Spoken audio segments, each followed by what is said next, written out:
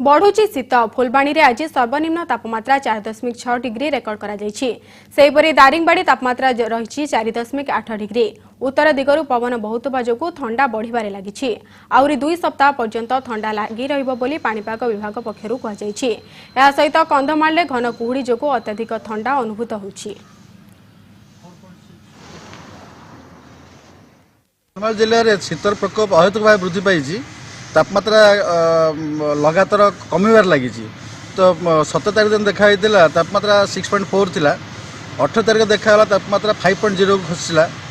आज देखा 4.6 को तापमात्रा खसी जहाँफल शीतर परिमाण बहुत परिमाण बढ़ी जाइए। आभ्यंतरीण जगह गुड़ाक जिलार से भी ठंडार प्रकोप जारी रही।